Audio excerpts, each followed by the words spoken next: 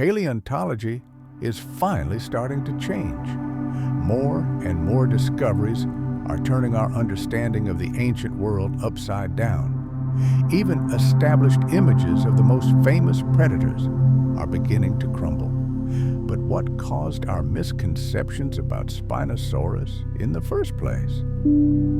At the beginning of the 21st century, thanks to new discoveries and technologies, scientists began to rethink the appearance of this giant. Morocco and Egypt became the main stages for discoveries that completely changed the image of Spinosaurus.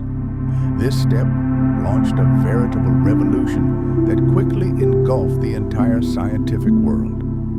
Today, sufficient evidence has been collected to confirm that Spinosaurus was not just a land predator, but a semi-aquatic monster, a true river king of the Cretaceous. Now the scientific community is actively working to dispel the outdated image of Spinosaurus as a clumsy copy of Tyrannosaurus.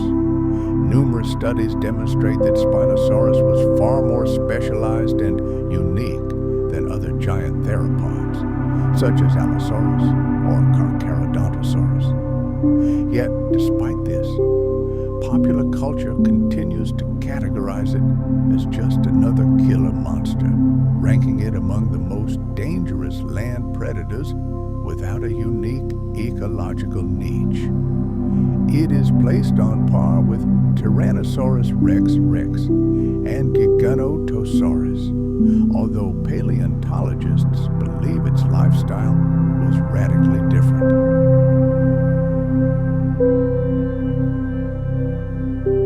Every year, more fragments are discovered around the world, and the image of a river hunter becomes more substantiated, leading many to wonder why this lizard was so misunderstood in the first place.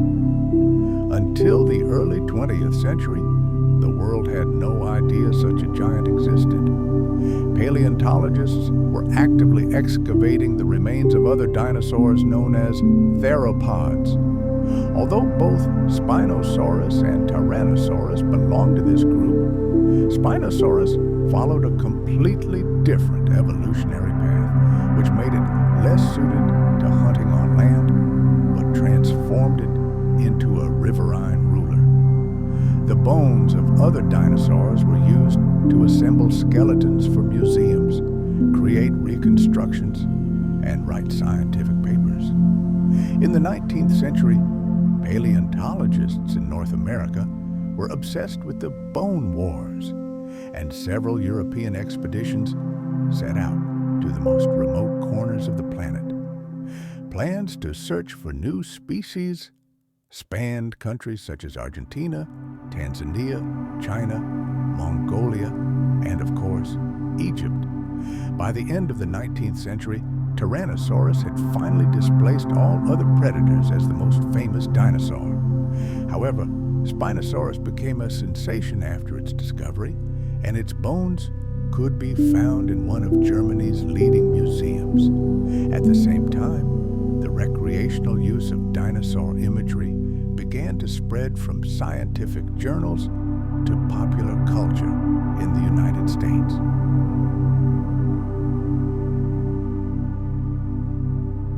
Scientists had no problem classifying theropods until the early 20th century, when German aristocrat and paleontologist Ernst Stromer began excavations in Egypt. The paleontological world became hostile to the idea of predators superior to Tyrannosaurus rex. Despite using his data, Stromer's findings seemed too improbable. He named the creature by its Greek name Spinosaurus, meaning spined lizard. In 1915, a new exotic predator, usually described as a giant theropod, emerged in scientific circles. By this time, this lizard had become a source of fascination and controversy. Dozens of scientists tried to understand its role in the ancient ecosystem, and its incomplete skeleton was assembled in Munich, becoming the crown jewel of the Bavarian paleontological collection. However, World War II dealt a crushing blow to our knowledge of this creature.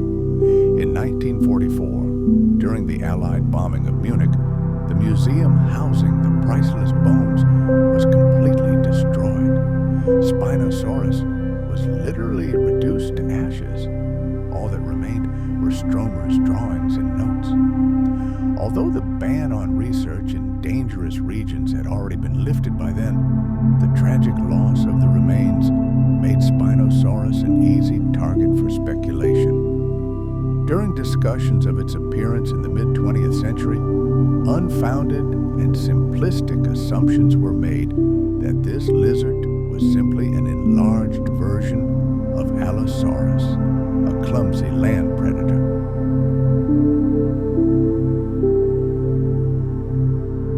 As a result, its uniqueness and semi-aquatic lifestyle were declared a fantasy. In 1944, Spinosaurus was listed as a species lost to science. A full 50 years passed, and in the 1990s, it was rediscovered thanks to new finds in Morocco. However, even with its official recognition, its public image continued to falter, especially during the blockbuster era of the 1990s. By the early 2000s, several expeditions had confirmed the Spinosaurus's gigantic size. A team of paleontologists commissioned by National Geographic also recommended reconsidering its lifestyle.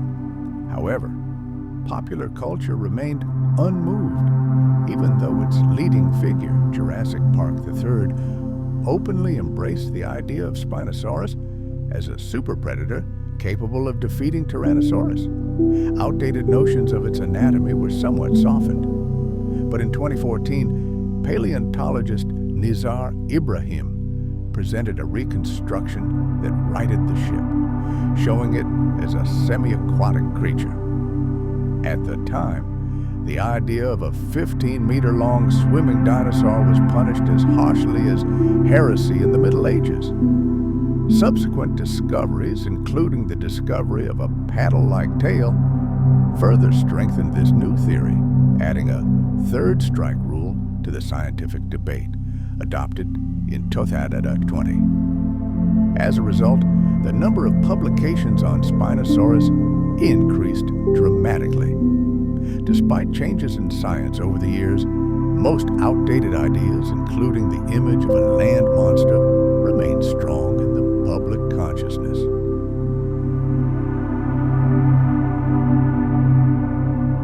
Researchers suggest that it was in this swampy area that the species known as Spinosaurus aegyptiacus evolved. Its unique adaptations, called semi-aquatic, protected the dinosaur from competition on land and gave it an advantage when hunting giant fish. According to a 2022 study published in Nature, this species expanded along river systems.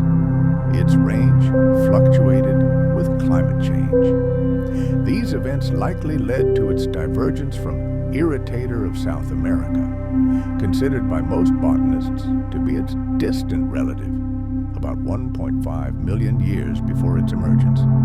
Unfortunately, as a 2021 study published in Cretaceous Research points out, the wild ancestor of the entire Spinosaur group is likely extinct. However, nature was able to quickly evolve numerous advantages in its descendants, although the earliest uses of these adaptations were practical rather than dominant. A 2021 study published in Science demonstrated that the modern Spinosaurus diverged from its wild ancestors approximately 100 million years ago in what is now Morocco and Egypt. This likely indicates that this is where its final specialization began. Notably, this also makes Spinosaurus one of the earliest giant predatory dinosaurs. Cretaceous North Africa is recognized as a key center of giant predator evolution and is home to numerous modern finds, including Carcharodontosaurus, Deltadromeus, and Bagarotin.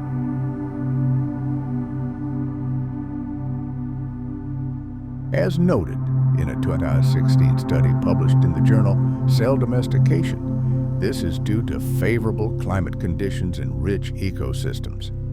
Evolutionary selection is the process that transforms beneficial traits in wild animals to better suit their environment. In the case of Spinosaurus, its ancestors initially hunted in shallow waters for fish, which they used as food. Later, natural selection produced larger lizards with a huge sail on their backs, which they used for display or thermal regulation. According to a 2019 study published in the journal Science Advances, its adaptations to aquatic environments have significantly changed. Spinosaurus was previously not perceived as a swimmer, which reflected its low status in the eyes of scientists. Researching the origins of this species' various adaptations is a complex and multifaceted task. A 2022 paper published in the journal Perspectives on Ecology, Evolution, and Systematics concluded that Spinosaurus specialization occurred in several regions, including Europe, Asia, and South America, but that it reached its peak in Africa. Here in ancient India, a whole hierarchy of power existed.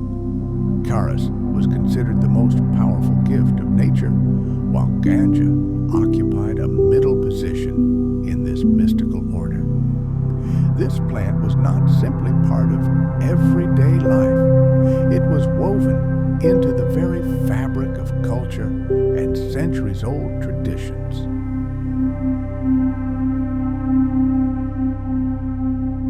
It could be said that Hindu civilization and this plant were inextricably linked, and the faith itself blessed this union. Let's move on to the world of Sufism, a mysterious movement known as Islamic mysticism. Here, too, this plant left its mark, writing its own unique history.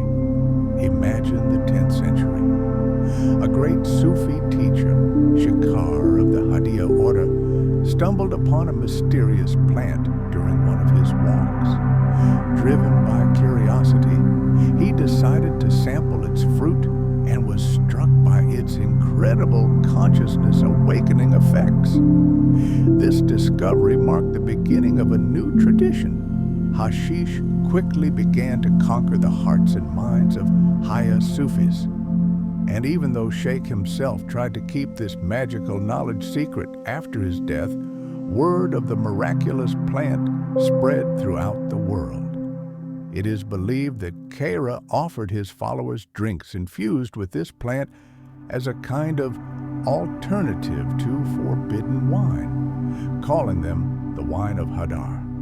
Among the many rituals associated with hashish, smoking it through a special pipe, which they called Nefia Adat, or the pipe of unity, was particularly popular among Sufis. Others preferred to mix hashish with yogurt, creating a drink known as dua, the drink of unity. To this day, some Sufi communities continue to use hashish, and in certain sacred sites, this practice has become an integral part of rituals.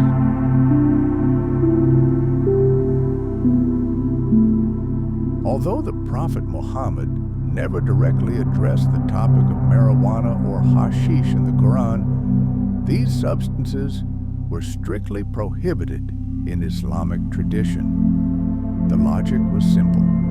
The Prophet clearly stated the inadmissibility of wine and other mind-altering substances.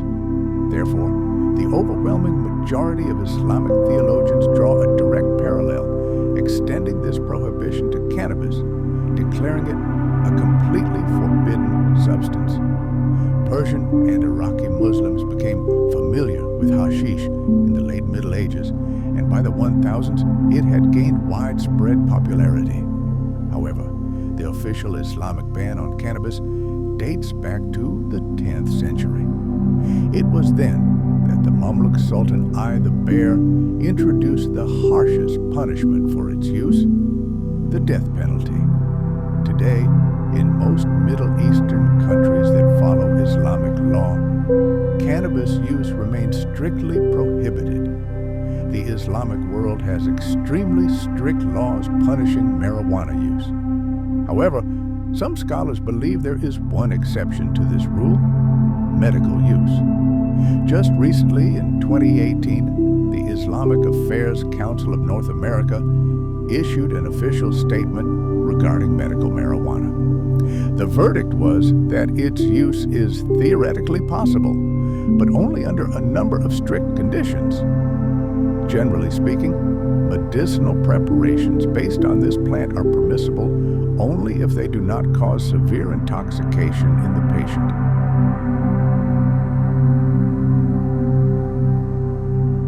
The Islamic Legal Council even made a small concession. Some degree of mind-altering effects are acceptable, but only in extreme cases when no other treatments exist and the effectiveness of this method has been proven. Thus, the path to using this plant is open for Muslims, but it is fundamentally different from our usual understanding. If we look into the depths of time, then, according to some interpretations, we can indeed find references to cannabis in ancient Jewish texts, such as the Talmud and the Hebrew Bible itself. For millennia, entire Jewish communities have resorted to this plant in both religious rites and medicinal practices.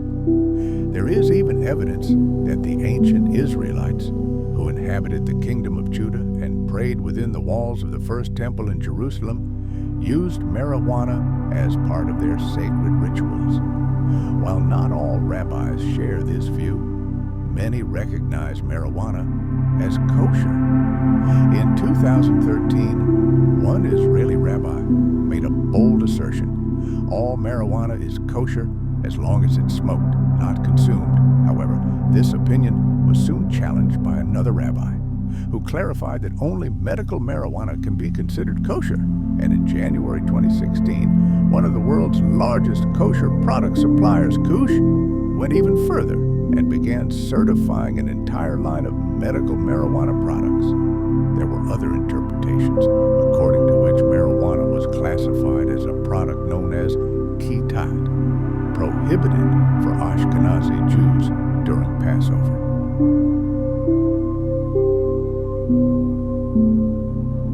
But this view was also refuted in 2016 by a ruling by a respected ultra-Orthodox rabbi. He declared that medical marijuana was exempt from this prohibition and was permitted for use or even cooking with it. As he put it, "I'll just write you a prescription for 2 big bags of weed." In modern Israel, recreational marijuana use was long illegal, although it was legalized for medical purposes back in the 1990s. Rabbis generally agree that its use to alleviate pain and suffering is entirely permissible. However, they do not support its use for pure pleasure. Of all modern religions, Rastafarianism has perhaps the closest and most inextricable connection with marijuana. For Rastafarians, who call it by its sacred name, ganja, it is one of the greatest herbs given to earth. They find numerous hidden references to this plant in the Bible and believe that smoking ganja is akin to receiving the Christian sacrament. Rastafarians don't just smoke marijuana, they cook with it and use it as medicine. For them, it is an absolute norm of life. They hold this plant in the highest regard, believing it can clear the mind and bring clarity of thought. It is believed that the culture itself was introduced to marijuana as early as the 11th century by Hindu workers, for whom ganja was part of their ancient religious cults. Rastafarians hold this plant in both awe and admiration. Its ability to inspire peace and unity makes it invaluable to society.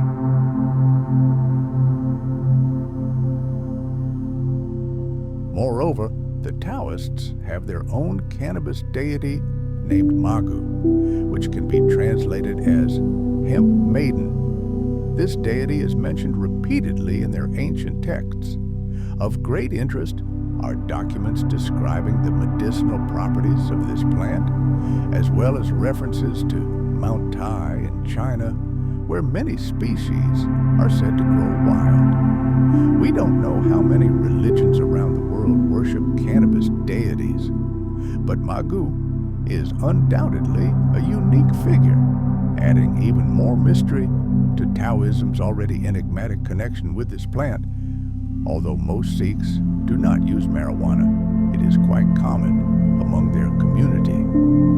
There is a special group of Sikh warriors known as the Nihangs, or Immortals. According to legend, they helped repel devastating invasions from Afghanistan and the Mongol Empire.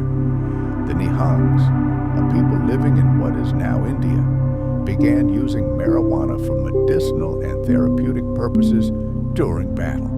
It helped heal wounds, reduce pain, and calm warriors in the face of mortal danger. The mixture they consumed, called bak, consisted of cannabis leaves that they simply ate. However, nearly 2 centuries ago, the Nihangs ceased their wars, and their tradition of regular marijuana use became the subject of heated debate.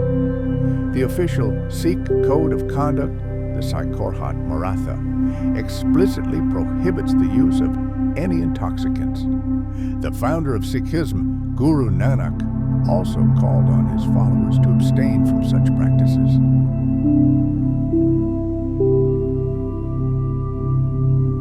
These new restrictions could permanently sever the relationship between Sikhism and marijuana, and only time will tell how this story ends. Finally, the cult of Santa Muerte, one of the most mysterious and little studied today, is famous for its close association with marijuana. The history of Saint Death goes back centuries, but she has only recently gained widespread popularity. This is largely due to her followers, especially those connected to the drug trade, actively practicing this cult in prisons. Santa Muerte has no sacred texts that prohibit marijuana use.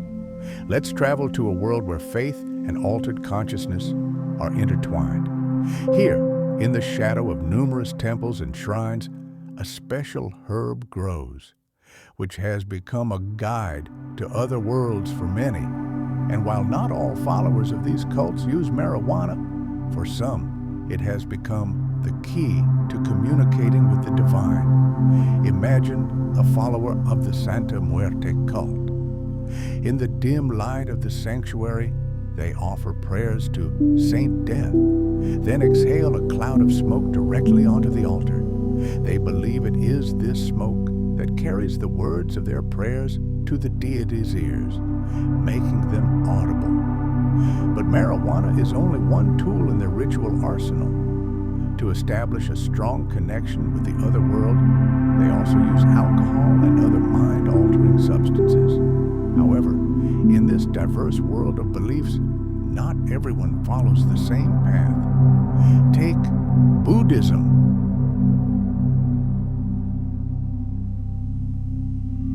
Its philosophy clearly and unequivocally states that the use of marijuana, at least in most of its forms, is incompatible with its teachings. Recreational cannabis use is strictly prohibited. The fundamental code of Buddhist morality, known as the 5 Precepts, serves as a roadmap for righteous living. And one of these precepts states, "Do not use anything that will cloud your mind." Modern Buddhist spiritual leaders continue to steadfastly adhere to this ancient teaching. In an interview from 2004, the Dalai Lama himself took a strong stance against the recreational use of marijuana, calling it nothing less than poison. He acknowledged its possible medicinal use, but quickly added that it could cause irreversible brain damage. While many believe he was referring to the spiritual, not physical effects, his words were unconvincing. One gets the impression that the spiritual leader either isn't fully versed in the matter or is deliberately creating that appearance. just recently, in 2023, the National Office of Buddhism in Thailand officially banned marijuana use for Buddhist monks. Despite the country legalizing the plant, clergy are now prohibited from growing it on temple or monastery grounds. The only exception is a doctor's prescription. But let's move on to the islands of Japan, where Shinto priests and believers have used marijuana in their rituals for centuries, attributing it to powerful purifying properties.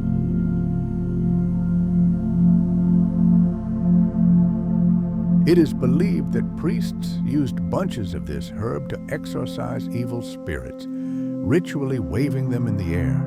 And while it's unclear whether they burned the plant during rituals, history bears witness to its important role.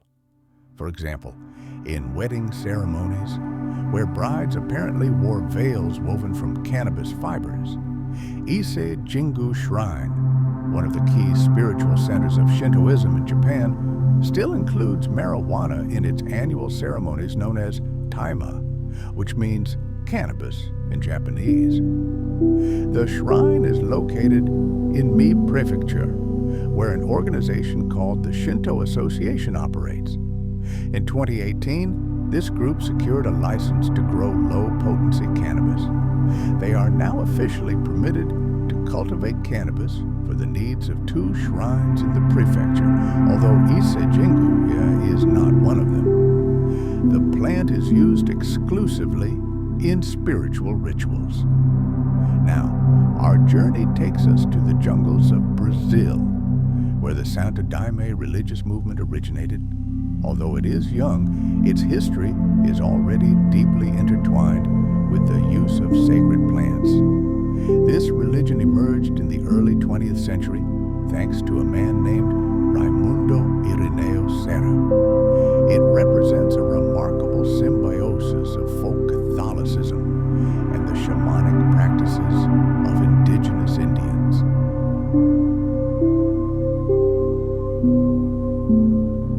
The central element of its rituals is the consumption of a psychedelic brew known as ayahuasca, which can be translated as holy breath. Marijuana also found a place in this cult as a spiritual guide, but it was used only by followers known as daimistas.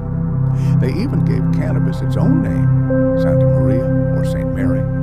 However, only one faction began actively using it in rituals in the 1970s. This group, led by Padrinho Sebastião, a friend of founder Irineu Serra, split from the main Santo Daime movement after his death in 1971. Sebastião began incorporating marijuana into religious rites, believing it would deepen the spiritual experiences of his followers. However, other Santo Daime adherents dismissed this as mere drug use, leading to the isolation of Sebastião's group within their community. To this day, his addiction to marijuana remains a source of heated debate among believers. Let's look back centuries to the origins of one of the most ancient religions on the planet, Zoroastrianism. There is evidence that marijuana played a significant role in the ancient practices of this teaching. The Zend Avesta, the sacred text of this religion, contains a mention of marijuana in a section known as the Vendidad. Here, cannabis is called banga, a common Asian term for a narcotic substance. The very mention of this plant suggests that Zoroastrians used it specifically for its psychoactive properties.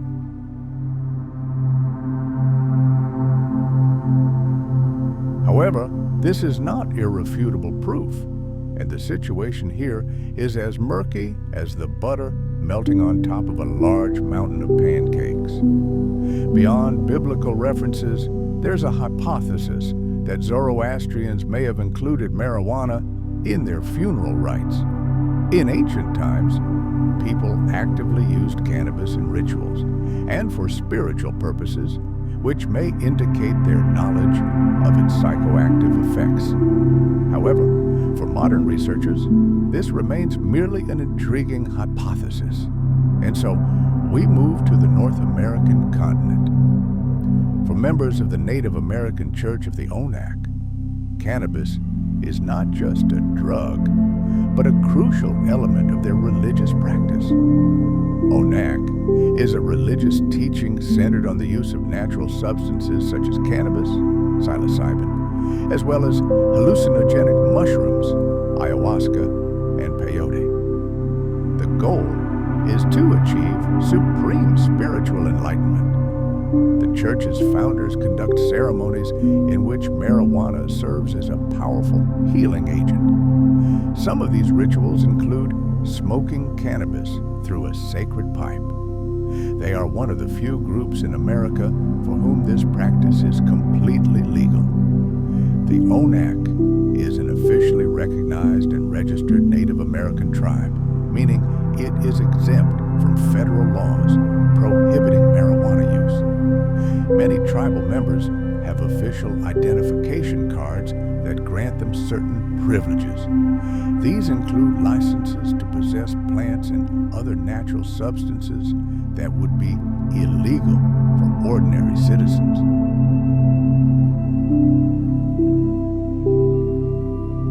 Onak members are allowed to possess up to 2 ounces of marijuana for personal use, and they even have a detailed guide on how to grow it. However, despite this official shield, police still arrested some Onak members on drug charges. And although law enforcement reports on success in this fight are rather vague, the Onak tribe continues to actively use marijuana as a means of spiritual and medicinal healing, fighting for the right to practice their beliefs. Let's travel back centuries to the vast expanses of ancient Europe, stretching between the mighty Caspian and Black Seas. Here grew a plant with a truly dual nature. On the one hand, its fibers possessed incredible strength. On the other, they harbored the power to alter consciousness. It was the slow and painstaking process of domestication begun thousands of years ago that allowed these 2 astonishing properties to be fully revealed. For a long time, its purpose was purely practical. People cultivated it for its nutritious and calorie-rich seeds. But on the other side of the world, in ancient China, this plant was destined for a completely different fate. There, an inquisitive human mind discerned hidden potential that would forever change the course of history. Imagine an archaeologist cleaning the dust of centuries from an ancient ceramic vessel and discovering the imprint of a rope. This silent witness from the past, frozen in clay, tells us a story that began a full 12,000 years ago.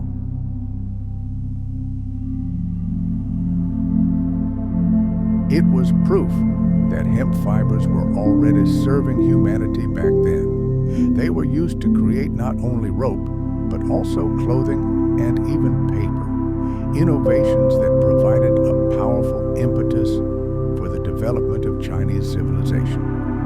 Moreover, this humble plant granted the Chinese undeniable superiority on the battlefield. The secret lay in their bowstrings. Made from hemp fiber, they were an order of magnitude stronger and more reliable than the fragile bamboo bowstrings used by their enemies.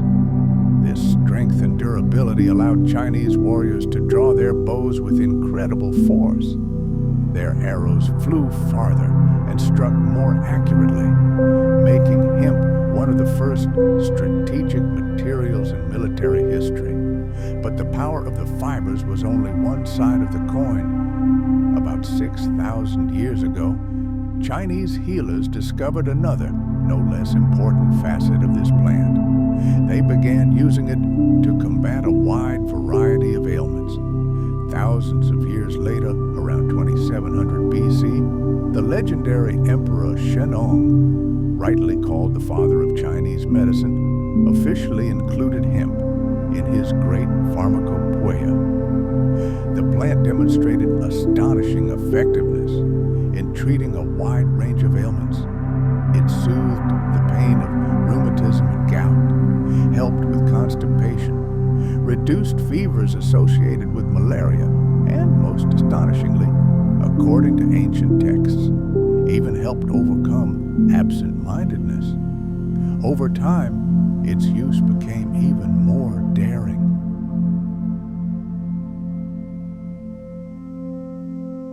Ancient surgeons, mixing cannabis resin with wine, created a primitive but effective anesthetic. This drink was given to patients before complex surgeries, plunging them into a life-saving slumber. And observant Chinese farmers noted another detail. It was the female plants that yielded raw materials with the most pronounced healing properties. Historians have long been puzzled by the question, when exactly did people begin not just using cannabis, but inhaling its smoke for its intoxicating effect? The mystery of its psychoactive properties remains shrouded in the mists of time. Fortunately, recent discoveries have shed light on this enigma. In 2019, a publication in the journal Science Advances rocked the scientific world. Researchers presented the world with astonishing evidence. 10 ritual braziers were found in a 2,500-year-old ancient cemetery in the mountains of Tajikistan. Traces of burnt cannabis were found in them. But the most interesting thing was something else. Chemical analysis revealed that the plant remains in these braziers contained significantly more tetrahydrocannabinol, or THC, the psychoactive compound, than any wild cannabis of the era. This was a clear indication that ancient people weren't simply collecting wild plants, but were deliberately breeding strains with a more intoxicating effect. This discovery forced a new look at the works of the Greek historian Herodotus.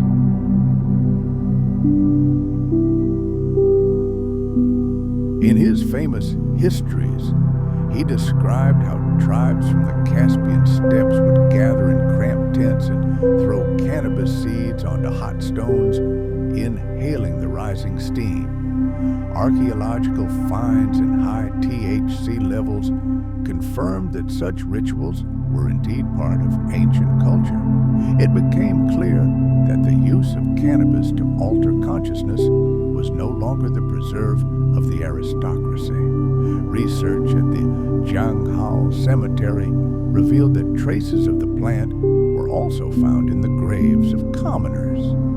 These rituals may have been part of burial rites, a way to contact the spirit world or deities, guiding the soul of the deceased to the afterlife. Although some graves belong to commoners, making it difficult to draw definitive conclusions, the overall picture is clear. Cannabis was gradually becoming part of everyday culture, losing its elite status. This valuable plant couldn't remain confined to a single region for long.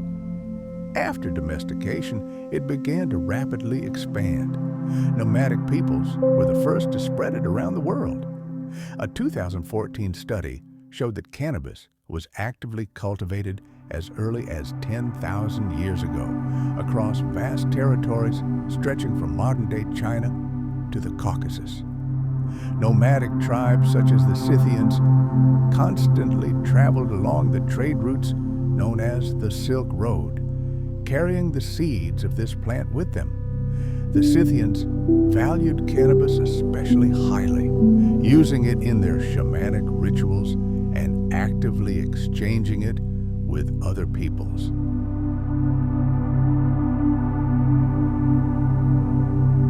Herodotus himself left us a vivid description of how the Scythians enjoyed its vapors. They would climb into their felt tent, heat up some stones, and toss hemp seeds onto them. The thick, fragrant steam quickly filled the entire space, causing such rapture among the Scythians that, According to the historian, they would begin to shout with joy. In their endless travels, the Scythians brought cannabis to Eastern Europe, South Asia, and the Middle East. Around 2,000 years ago, psychoactive strains of this plant reached Africa. In Southeast Asia, its popularity was boosted by the powerful Indian and Arab empires. At the same time, cannabis began its tentative inroads into Europe. However, Europeans seem to have been less than enthusiastic about it. Preferring good old wine and beer, they would rather head to a tavern for a cold mug of ale than experiment with this foreign concoction. But other cultures enthusiastically embraced this gift of nature. In India, cannabis became not just a plant, but an integral part of religious culture. In Hinduism, which emerged around 3,000 years ago, it acquired sacred status. Around 2,200 years ago, when the pantheon of deities such as Lakshmi, Vishnu, and Shiva formed, Indians began actively using edible preparations made from the cannabis sativa plant. They were added to a wide variety of foods and drinks.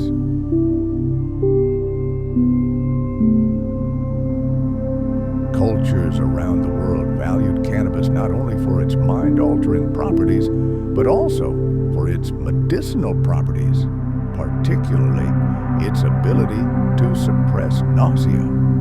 But in India, it became a favorite plant of Shiva himself, one of the supreme gods of Hinduism, sometimes referred to as the Lord of Cannabis. Ancient Indians believed the plant's healing power was a sign of divine approval. Any ailment, whether fever or illness, was perceived as a manifestation of Shiva's or other gods' wrath. To cure them, special rituals were performed using cannabis, which was believed to establish a direct connection with the deities. And surprisingly, this actually worked, as THC has the ability to lower body temperature. Another people who revered cannabis were Muslims. According to a study published in 1982, followers of Islam have used the plant for medicinal purposes since the earliest times.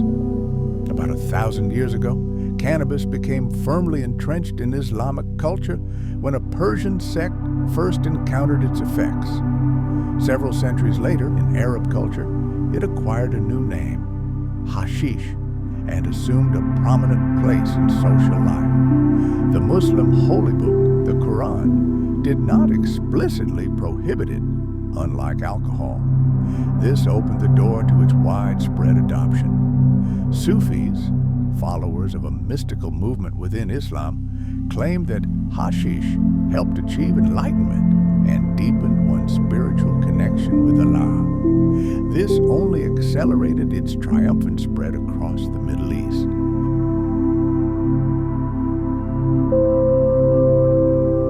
Muslims also prized its medicinal properties, using it to increase appetite and alleviate a variety of ailments, from epilepsy to skin diseases. Hashish became especially popular in Egypt, where it was consumed by everyone from simple artisans to the rulers themselves. However, over time, some Egyptian leaders saw the drug as a threat to public order. A period of persecution began. Fields were burned, high taxes were imposed, and consumers were harshly punished. Many theologians reinterpreted the texts of the Quran, listing hashish as a prohibited substance alongside wine. But despite all the prohibitions, hashish survived and even crossed the seas. Travel made hemp, or cannabis sativa, known throughout the world, and surprisingly, some of its most effective disseminators may have been the Vikings, the fierce Scandinavian seafarers who terrorized all of Europe. Using their unrivaled navigational skills, they explored new lands on their fast longships, and on their long voyages, they always carried supplies of hemp. As early as the mid-9th century, over 1,000 years ago, hemp seeds were found aboard Viking ships. How exactly these brave warriors used the plant remains a matter of debate, but a 2013 study points to the most obvious answer. The strong hemp fiber was ideal for making rope and sailcloth, two key components without which their great sea voyages would have been impossible.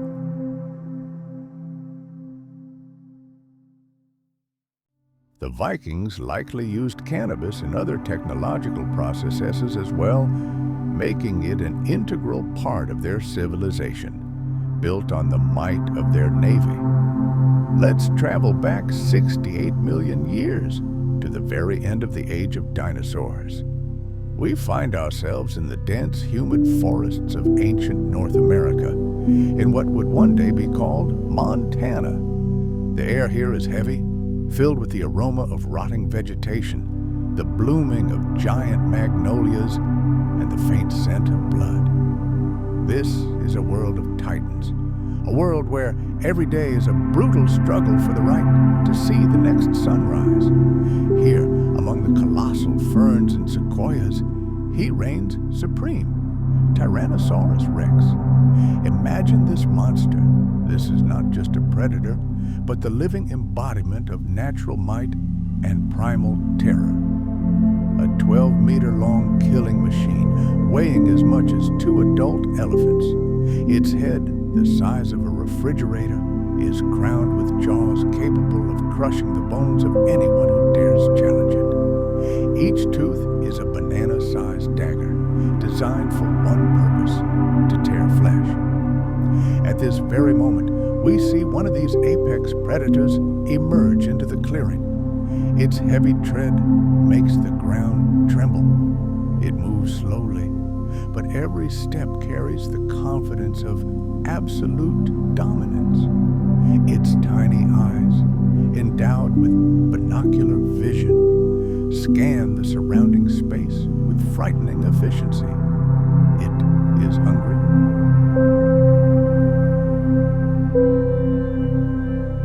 And its sense of smell, one of the most acute in the history of the planet, has already detected the familiar scent of prey in the air. And here comes his target, a herd of Triceratops horridus.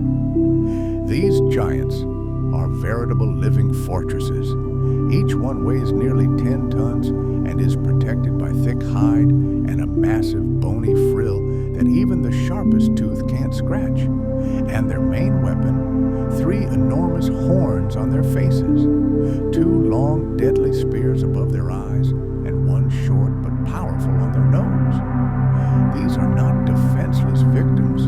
They are worthy opponents, ready to fight for their lives to their last breath. Our Tyrannosaurus is in no hurry. He's lurking in the shadows of the trees, watching the herd.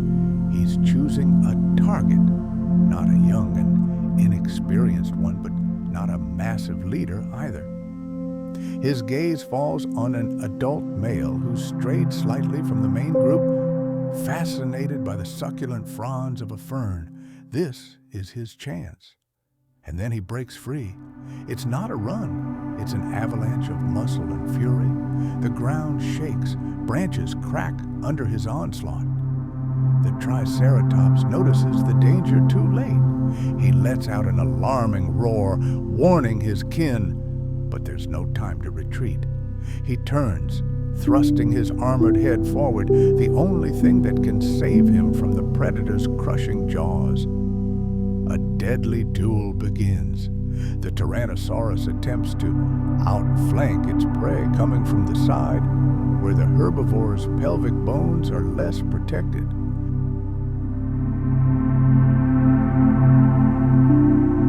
It roars, revealing its mouth full of deadly blades, trying to intimidate and break its opponent's will. But the Triceratops is not one to be timid. It stands rooted to the spot, its head lowered, and its horns pointed directly at its enemy. It understands. One well-aimed blow, and even the king of the dinosaurs will be defeated. The predator lunges, It tries to bite the Triceratops' shoulder, but it reacts with lightning speed. A sharp jerk of its head, and a sharp horn slips inches from the Tyrannosaurus's neck. This was a dangerous game. Now it's the herbivore's turn to attack. It rushes forward, trying to impale its enemy on its spears. The Tyrannosaurus jumps to the side, its huge legs struggling to maintain balance on the muddy ground. The fight continues. Both titans are exhausted. Blood and sweat mix with the dirt. It's a primal dance of death, where one mistake costs life. The Tyrannosaurus attacks again, this time targeting the enormous bony frill. It closes its jaws, and a deafening crack echoes. The bone holds, but the Triceratops is stunned by this incredible blow.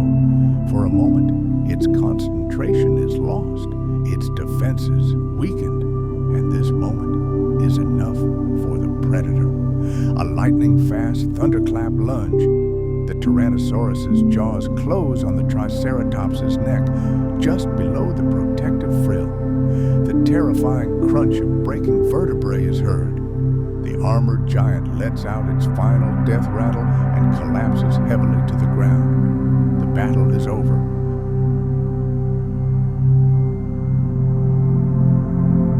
The victor lets out a deafening roar of triumph that echoes throughout the prehistoric forest. This sound is a hymn to life and death, a reminder to all the inhabitants of this world of who is truly master. Here, in the cruel and beautiful world of the Cretaceous period, it is not just the strongest who survive, but those willing to risk everything for one more day. Such was the law of this ancient, time-lost earth. Imagine a scene unfolding in the prehistoric world long before the advent of humans.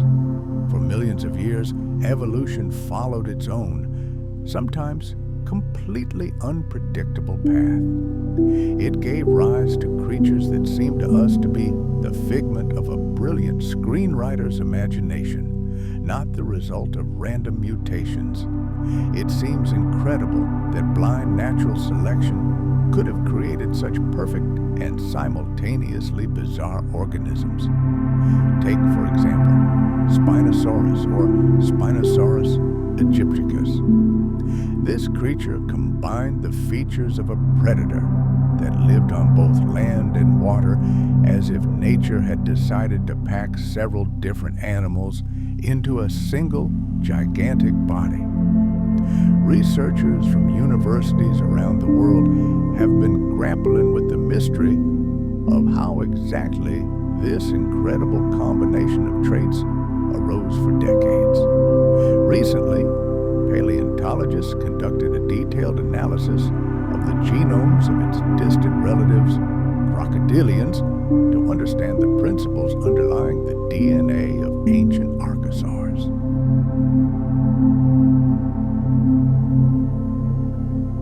The results of this monumental effort were published in leading scientific journals. It was established that many dinosaur lineages acquired their unique traits thanks to a random set of genetic instructions. This set may have arisen as a result of an ancient viral invasion that disrupted the DNA structure and replicated certain sections of the code in enormous quantities. Today, scientists believe that precisely such a random mutation may have served as the basis for the giant sail on the back of Spinosaurus. The ancient viral infection could have had a completely unexpected side effect, dividing the genetic instructions for vertebral formation. Part of the code was responsible for standard development, while the duplicated part was responsible for their abnormal elongation. This represented a true breakthrough in our understanding of evolutionary engineering. After all, we can now model how the slightest change in the genome could lead to the emergence of entirely new species, some of which were perfectly adapted to life in water, while others dominated land. Amazingly, even destructive forces like viruses can sometimes become engines of creation on a timescale of millions of years. At the end of a grueling, dangerous day, many herbivorous dinosaurs sought relaxation and replenishment by consuming certain types of plants. But few realized that their brains and the brains of the predators that hunted them had far more in common than might have been expected.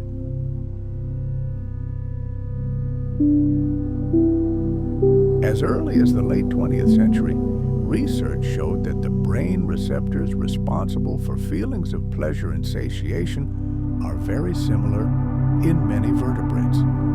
The same centers that activated in a predator after a successful hunt could also react in a herbivore that found a particularly nutritious fern. Only in the predator this reaction was explosive, while in its prey it was more gentle. This is how we begin to unravel the astonishing secrets of ancient neurobiology. At the beginning of the 21st century, the market for paleontological finds began to boom. Museums and private collectors needed to accurately document the origin and composition of fossils to ensure the scientific community had complete information. However, fossil remains found in amber presented a slight challenge. One leading paleontologist explained that certain chemical changes occur when fossil resin and organic tissue combine. No one knows exactly how this works, but it is hypothesized that the more resin surrounds the remains, the less well-preserved the original DNA is. What does this mean? One can only guess at the completeness of the genetic information. So here we have a mosquito frozen in amber millions of years ago, and we have only a brief moment to extract the secrets of the past from it before time destroys even this fragile thread.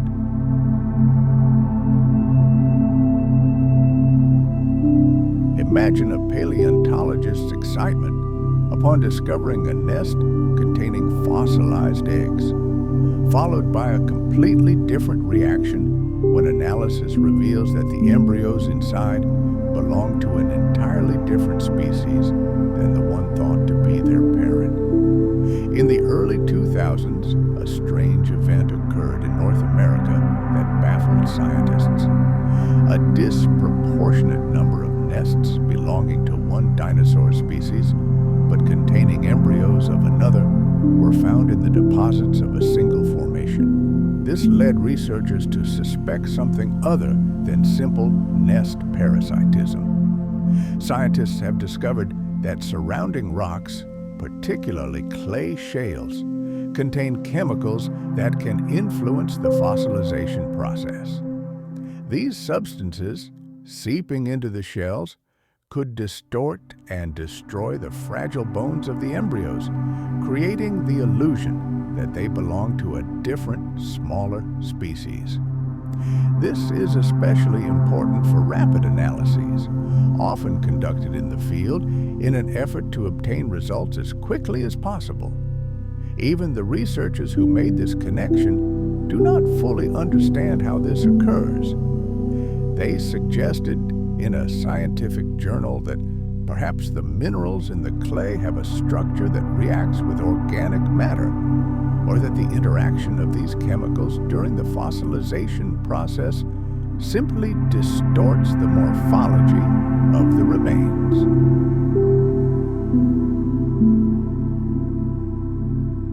In any case, they quickly responded, emphasizing that time and care are crucial to avoiding incorrect scientific conclusions and rewriting entire chapters in the history of dinosaurs. A recent article in a scientific journal titled "How Fossils Create False Memories of Evolution" described this strange phenomenon. Researchers collected 64 specimens from various museums and offered paleontologists either complete information about the find site or just the specimen itself. They then administered a test to determine how likely they were to accept erroneous reconstructions.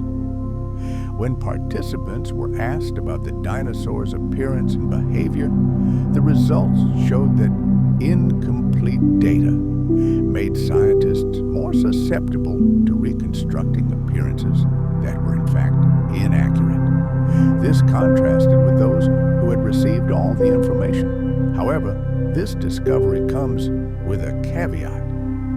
As the number of amateur discoveries increases, conflicts between the scientific community and private collectors who legally own fossils may increase. It's important to remember that misinterpreting a find still remains a serious scientific error. For example, a dinosaur may have had a dermal crest that was not preserved, or it may have had other structural features not reflected in the fossil record. When analyzing remains, researchers warn that authorities and museums should take this factor into account.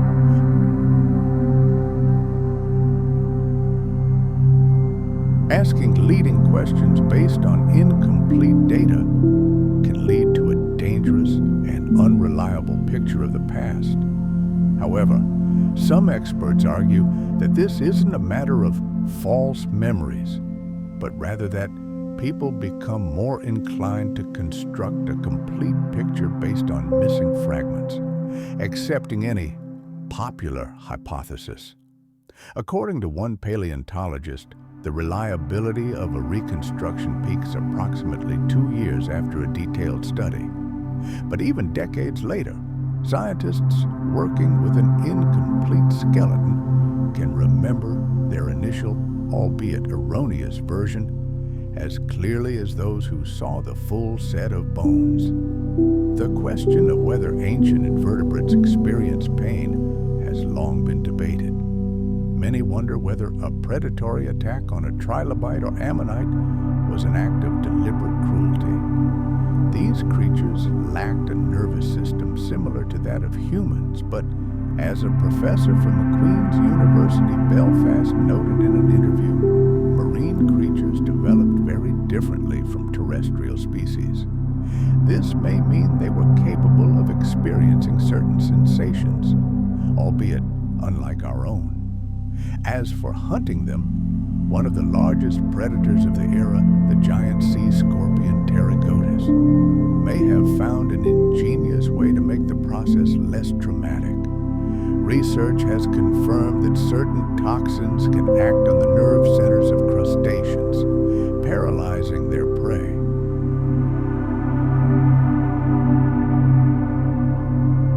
It's possible that during the course of evolution, Pterygotus developed a venom that made its prey more compliant. According to one hypothesis, it injected a small amount of venom into its prey before tearing it apart. This not only softened its resistance, but also allowed it to cope with the prey, which, due to its thick shell, resembled a stone. As a result, both parties to the deadly drama behaved more calmly. The predator didn't expend unnecessary energy, and the prey didn't writhe in prolonged agony. There was another pleasant aspect for the predator. The paralyzed prey's flesh became more accessible and tender. Unfortunately, we cannot verify this experiment of nature, but many modern predators, from snakes to spiders, continue to use the same technology, using venom that is considered deadly. A recent formal study suggests that the insatiable hunger of giant sauropods like Argentinosaurus may have been linked to the unique structure of their brains. The active ingredient driving their behavior wasn't intelligence, but primitive instinct. Professor Sean Locker of the Institute of Neuroscience may call it prey drive, but the rest of the world perceives it as all-consuming hunger. Science has long understood what drove these giants to consume tons of vegetation every day. However, explaining it in a few words is a difficult task. Several factors combined to drive them to decimate entire prehistoric forests.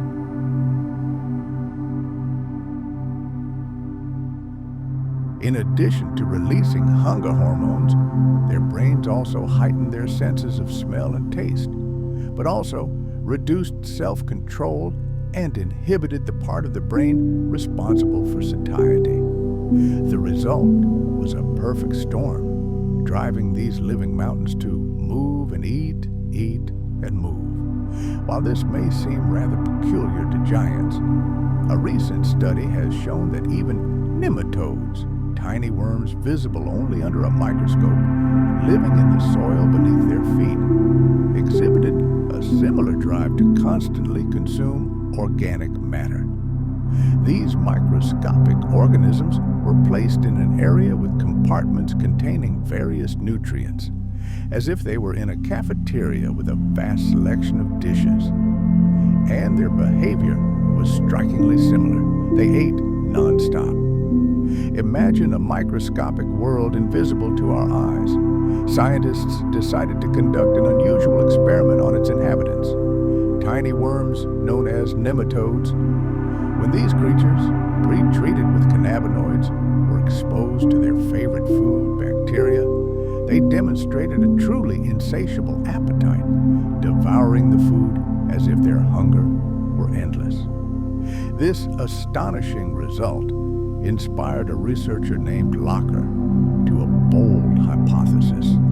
Perhaps this subtle genetic link between worms and cannabis will hold the key to unlocking the mysteries of human metabolism and its dangerous disorders. Now let's move from the quiet laboratory to 2016 to a quiet American town.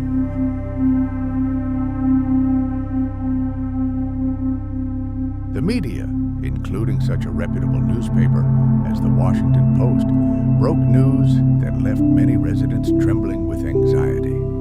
It all began in the small community of Hugo, Colorado. Local authorities issued an urgent warning: tap water could be dangerous. The cause of panic was the suspected detection of tetrahydrocannabinol, or THC, in the water. However, the panic subsided as quickly as it had begun. The alarm turned out to be false. For anyone with even a passing understanding of chemistry, this came as no surprise, as THC is known to be virtually insoluble in water. But while water proved an impenetrable fortress for this substance, air is a completely different story. And this story takes us to Europe, to the Italian peninsula. Around 2012, the Italian Institute for Atmospheric Pollution Research summarized the results of a large-scale, year-long study. The goal was ambitious: to measure the concentration of psychotropic substances literally floating in the air above the country's largest cities. And the results were staggering. The atmosphere in some metropolitan areas contained concentrations of illicit substances one might expect to find in the hallways of a student dorm on a noisy Friday night. Unsurprisingly, the top spots in this dubious ranking went to cities known for their vibrant student life: Bologna and Florence. It was there that the highest concentrations of microscopic marijuana particles were found in the air.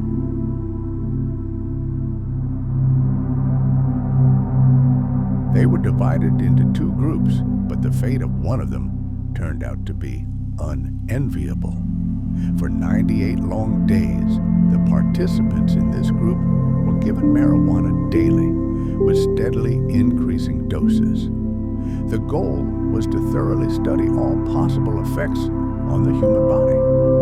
Among these unwitting subjects was 21-year-old Doreen Brown. Later, from Toronto, she shared her memories. At first, she found participating in the experiment exciting, but that feeling quickly turned to horror. She recalled, "We begged them to stop. They knew perfectly well we couldn't take it anymore. It was obvious.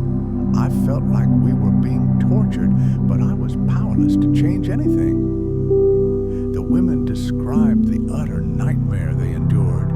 They were plagued by terrifying hallucinations, found it difficult to breathe, and an overwhelming sense of loneliness was only intensified by the walls of a Toronto hospital ward, where they were kept in complete physical isolation.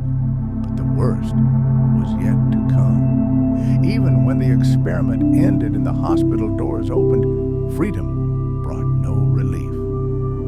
Many of the participants had to seek help from psychologists to cope with the attacks of fear and paranoia that haunted them. And what was the outcome of this brutal study? Astonishingly, its official results were never released, despite the price paid by its participants. Marijuana is strongly associated with relaxation.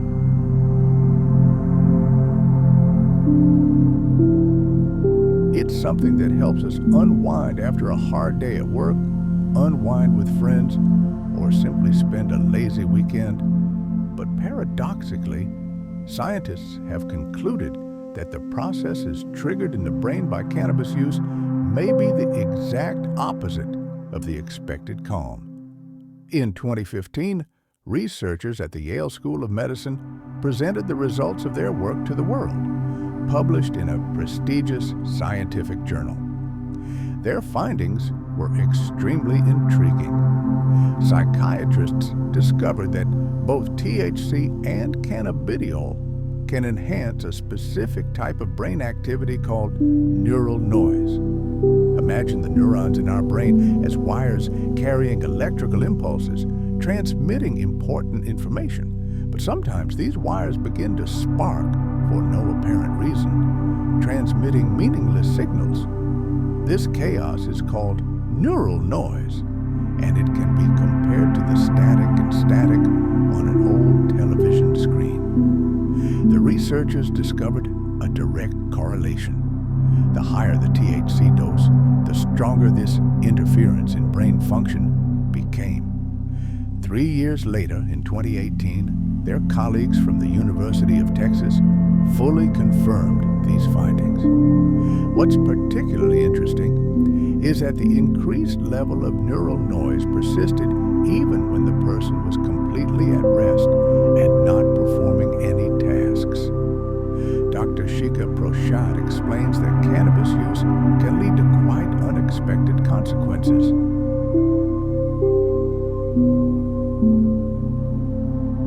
These include direct interference with normal brain function, distortion of perceptual processes, and, as a result, the need to expend much more effort to concentrate. In the modern world, cannabis has established a strong place in culture and society. However, tracing its centuries-old history is no easy task, as it stretches back perhaps 20,000 years. Most of what we know about the perception of this plant, for example, in ancient Rome, is based on a handful of scattered written sources.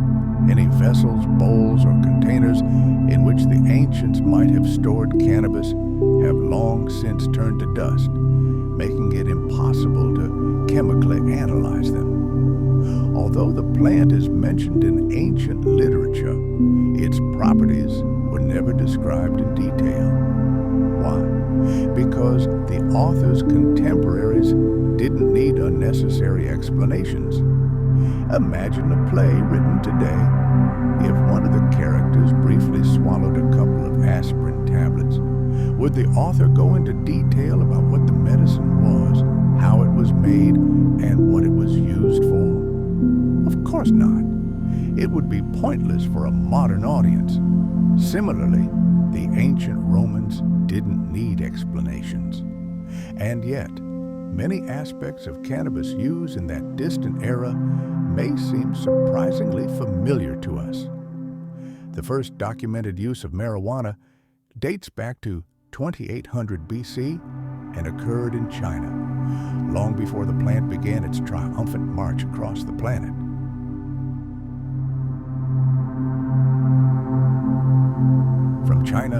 seed spread to India and the Middle East and then reached the shores of Greece and Rome. There, it was used to treat a variety of ailments: arthritis, asthma, depression, pain relief, and other ailments. By that time, the Romans were well versed in the differences between wild hemp and its cultivated forms, marijuana and cannabis. During this period, people around the world learned to compress the flowers, producing hashish or resin, which was brewed as tea or thrown into a fire to inhale the smoke for a psychoactive effect. Cannabis entered Roman society largely through medicine, and the lion's share of this knowledge came from Greece. When discussing cannabis in ancient Rome, it's impossible to ignore the Greeks. Our most detailed source of information on cannabis is the work of the Greek physician Dioscorides. In 77 AD, he created a monumental 5-volume encyclopedia devoted to medical issues. This text became a true systematization of all known knowledge about the properties of cannabis at that time. Dioscorides, a prominent ancient Greek physician and naturalist, meticulously described over 600 plant species, their roots, stems, fruits, and animal products. He, for example, claimed that opium could serve as an effective painkiller during surgery. Regarding cannabis, Dioscorides divided it into 2 main species: Cannabis indica and Cannabis sativa.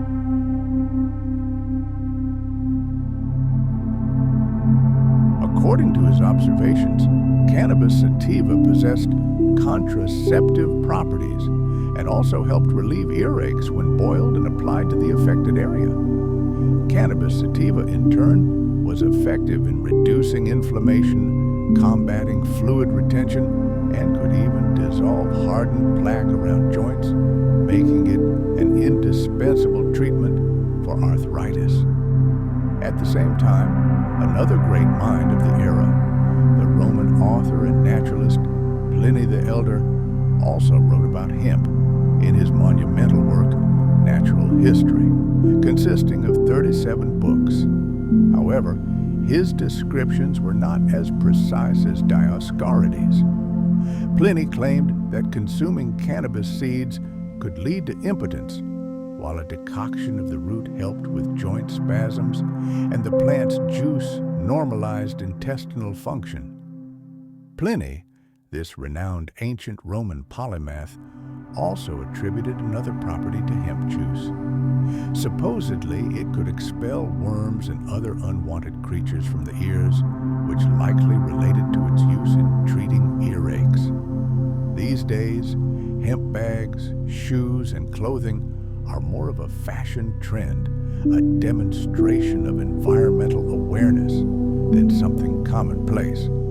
However, the practical Romans saw things differently and always found uses for cannabis that went far beyond medicine. In the modern sense, cannabis is a plant with a tetrahydrocannabinol, THC, content of no more than 0.3%. Of course, neither ancient Rome nor Greece had such definitions.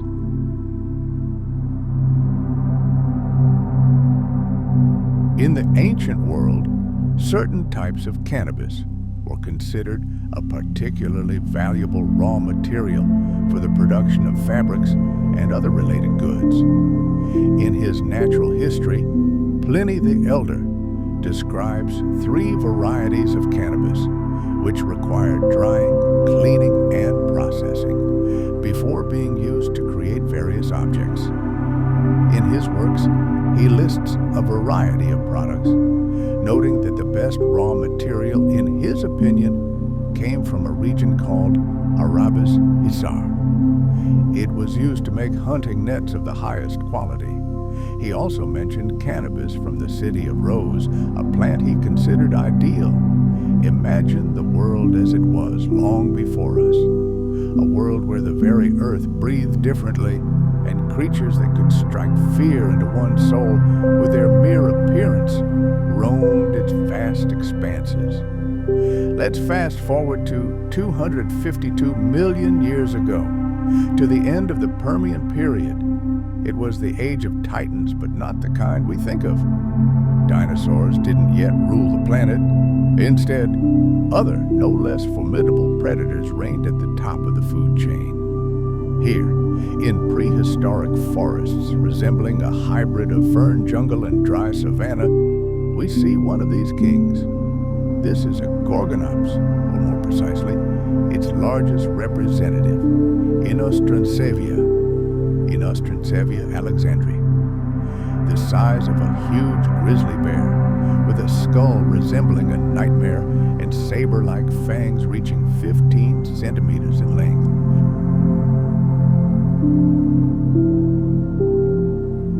This is not a reptile in the traditional sense, but a theropsid, a synapsid, a distant, very distant relative of mammals. Its movements convey not the cold fury of a lizard, but the hot blood and insatiable hunger of a predatory beast. His gaze is fixed on a herd of sluggish giants. These are Scutosaurus karpinski, the living tanks of the Permian period. Each weighs nearly a ton and is covered in bony plates like heavy armor. They peacefully strip the tough vegetation, unaware that death is watching. But why, after so much time, have these monsters been almost forgotten? Why has their glory faded in the shadow of the dinosaurs? Here we face the same problem as when studying any ancient era. Reality and what is preserved in the fossil record can differ radically. The ancient world of the Permian period was incredibly rich and diverse. Life teemed everywhere. Bizarre ammonites swam in the oceans. Giant meganeurus dragonflies fluttered through the air, and synapsids dominated the land. This ecosystem seemed eternal and indestructible. Is it reasonable to assume that these mighty creatures would have left no trace? Their fossilized remains indeed mark them as the rulers of their era. Paleontologists have found their bones all over the world, from South Africa to the Siberian plains. This proves that their reign was global. It's entirely possible that life back then was far more violent and dynamic than we can imagine from the meager finds.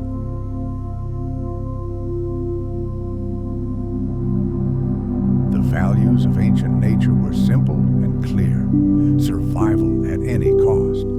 There was no room in this world for weakness, conservatism, or doubt. Every day was permeated with the struggle for food, territory, and the right to reproduce. Rituals were bloody: fights between males, hunting for prey, defending the nest. If these creatures had a choice, they would always have chosen strength and adaptation. This suggests that their behavior was dictated by pure instincts, honed over millions of years of evolution. Yet, while some researchers paint pictures of complex social structures in these animals, there's virtually no real evidence to support this. We can only speculate about their rituals based on bone structure and rare traces. Falling from the top of the food chain may not be as sudden as a meteorite strike, but the process of extinction can still be harrowing. What happens to an entire ecosystem when the world around it decides to change forever after millions of years of stability? Approximately 252 million years ago, the greatest extinction in Earth's history, known as the Permian-Triassic dying, or the Great Dying, began. It was a silent apocalypse that lasted for thousands of years. Colossal volcanic eruptions erupted in Siberia, blanketing an area comparable to modern-day Western Europe with lava. Billions of tons of carbon dioxide and toxic compounds were released into the atmosphere. The planet began to suffocate.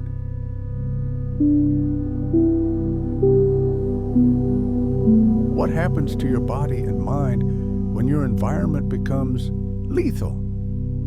For ancient animals, this meant a slow and painful death. Acid rain scorched forests, turning them into dead wastelands. Global temperatures soared, the oceans heated up and lost almost all their oxygen, becoming toxic soups. About 96% of all marine species and 70% of terrestrial vertebrates simply disappeared from the face of the earth. It was nature's largest-scale genocide. Of course, not all creatures that lived during the Permian period died out instantly. If you were a predator like Gorgonops, you might have encountered some minor but unpleasant problems. First, your usual prey disappeared. Then, plants began to die, depriving the few remaining herbivores of food. Starvation symptoms such as restlessness, weight loss, and aggression might have developed. Behavioral changes might also have been observed. Desperate attempts to find food, migrations to nowhere, fights with members of your own species. However, these manifestations were temporary, as their eventual demise was inevitable. It's like a complete cleansing of the biosphere. What constitutes long-term survival depends on the species. However, if you were a highly specialized predator dependent on large prey, your chances were zero. Research shows that 3 out of 10 genera of large animals had no chance of surviving this crisis.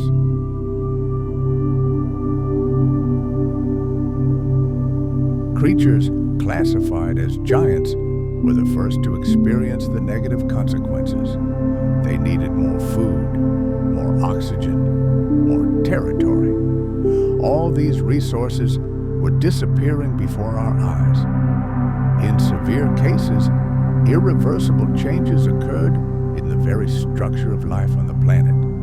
According to research, the Permian extinction led to a situation in which ecosystems were unable to recover for millions of years. One of the fundamental hallmarks of this crisis was the need for entirely new adaptations to survive in a changed world. If a species failed to adapt, it faced oblivion. The planet's organisms experienced extreme stress as they struggled to adapt to the loss of the stability they depended on. While most of the consequences of the extinction were more catastrophic than merely uncomfortable, some managed to survive.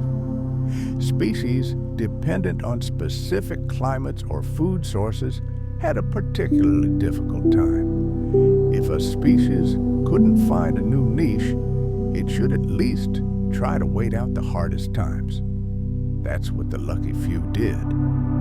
Inform your descendants of your survival genes so they can cope with possible negative consequences in the future. That was the unspoken law of evolution. If a species ceased to exist, the symptoms immediately became apparent in the fossil record.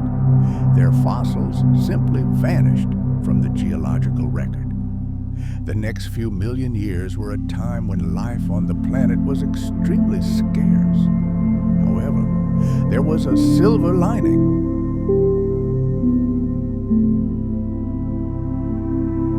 Most ecological niches became empty, paving the way for new creatures. The exact time frame for recovery varied by region.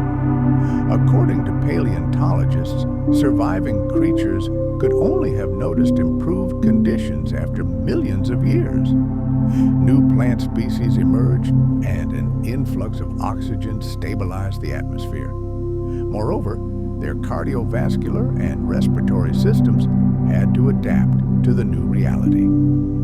The history of life on Earth has complex roots reaching back to the very beginnings of time. Before delving into the subject of dinosaurs, it's important to consider the world they inherited.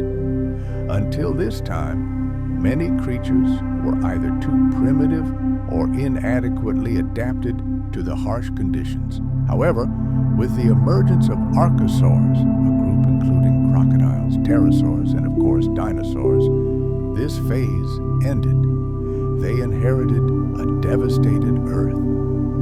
At the beginning of the Triassic, life was completely different. The most common animal on the planet was Lystrosaurus, a squat, pig-sized herbivore that survived the catastrophe, presumably by burrowing. But new predators soon began to emerge to avoid competition with the surviving species. Paleontologists noticed that early archosaurs with a more sophisticated respiratory system experienced fewer problems in low oxygen conditions. These creatures soon became dominant. The challenge of survival quickly resolved in their favor, especially compared to our synapsid ancestors.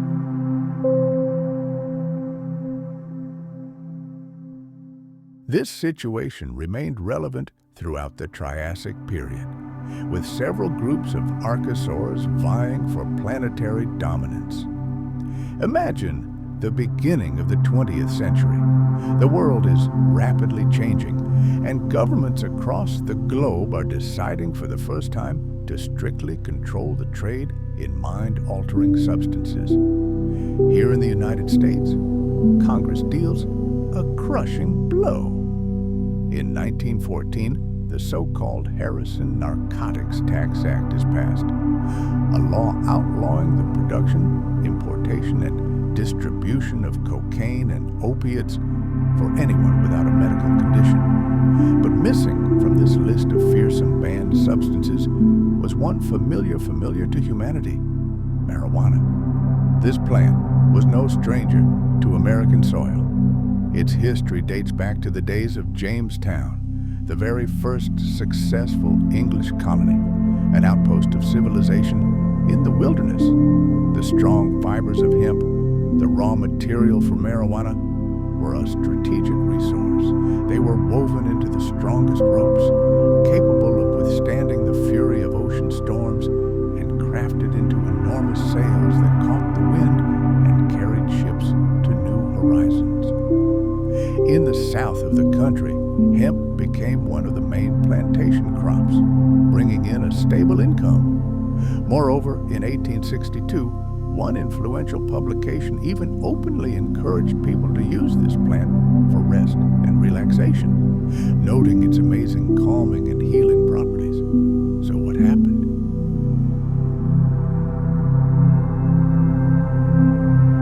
How did a plant that had been a part of American life for centuries suddenly become public enemy number one? There are several versions of this dramatic story. One theory holds that the blanket prohibition of marijuana in 1937 was the result of a targeted campaign waged by newspaper magnates like the powerful William Randolph Hearst. His newspapers, like war sheets, began publishing chilling stories. On their pages, marijuana use inevitably led to madness, unmotivated violence, and human tragedy. This informational onslaught proved incredibly effective. Even before the federal government imposed its ban, 26 states, one after another, outlawed the plant. Thus, marijuana, popularly known as hot weed, found itself at the epicenter of a veritable moral panic. But there was another, more cynical version of events. The book NAFTA and Neocolonialism suggests that behind all this hype was not concern for the nation's health, but cold calculation and enormous amounts of money. Industrial giant DuPont had just patented its revolutionary invention, nylon, the synthetic fabric of the future. Enormous sums had been invested in this project, including by such influential figures as Hearst himself and Treasury Secretary Andrew Mellon. And hemp, which could be used to produce the fabric much more cheaply, posed a mortal threat to nylon. It could render the new expensive fabric uneconomical from the very start.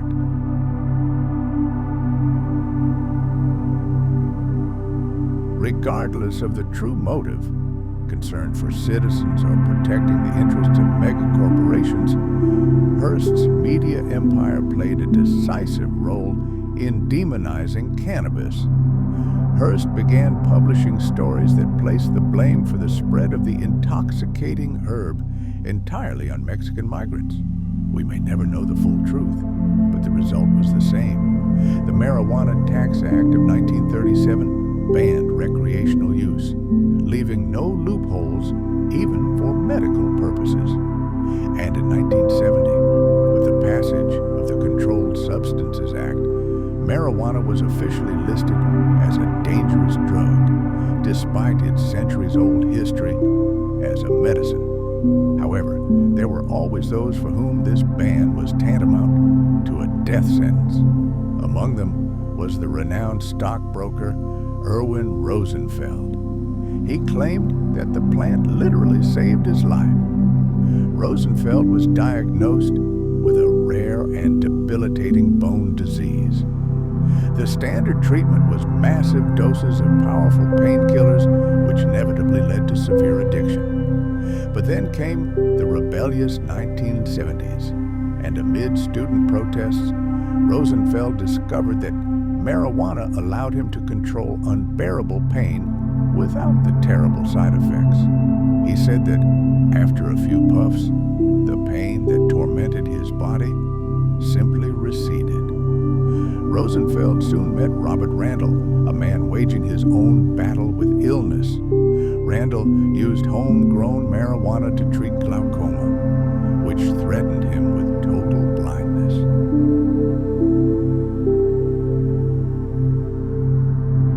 In 1975, Randall and his wife were arrested for their small vegetable garden. But instead of surrendering, they did the unthinkable. They sued the U.S. government. Their main argument was medical necessity, backed by scientific research from the University of California, which demonstrated that cannabis actually helps with glaucoma. This desperate move had the effect of a bombshell. In response, the Food and Drug Administration was forced to create an unprecedented program. Any person who could demonstrate a medical need for marijuana and secure a doctor's approval was eligible for a waiver. Their condition and the effects of treatment had to be meticulously documented. And so, at the height of the drug war, Uncle Sam officially began mailing marijuana to patients. Although only 13 people were approved during the program's existence, activists realized the key. Medicine was the battering ram that could breach the wall of prohibition. All subsequent battles for legalization were fought in this arena. Gradually, the ice began to break. In the mid-20th century, a movement to repeal harsh federal laws began to emerge across the country. One by one, states began moving toward medical legalization. Between 1979 and 1982 alone, 24 states in the District of Columbia passed laws legalizing the medicinal use of marijuana. 10 more states followed suit. However, many of these laws were either repealed or simply fell into disuse over time.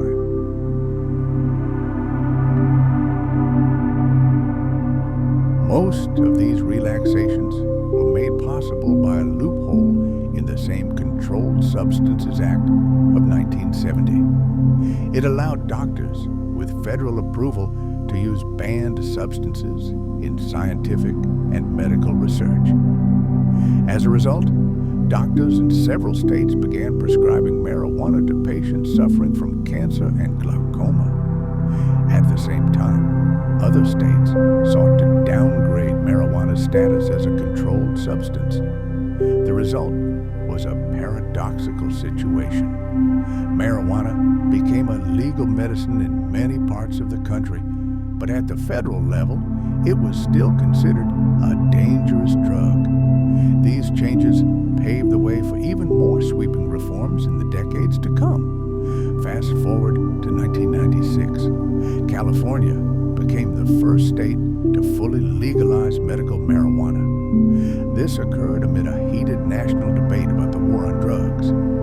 In the 1980s, the Reagan administration only intensified the war, dramatically increasing penalties for cannabis possession and distribution. But despite the persecution, doctors continued to prescribe marijuana to terminally ill patients. By 1991, this had become common practice in San Francisco, and then, 5 years later, Proposition 215 was put to the vote and received the support of 56% of state residents, effectively repealing the federal law in California. Ethan Nadelman, founder of the Drug Policy Alliance, recalled that the liberal Clinton administration began to vigorously oppose this movement, continuing Reagan's hardline policies.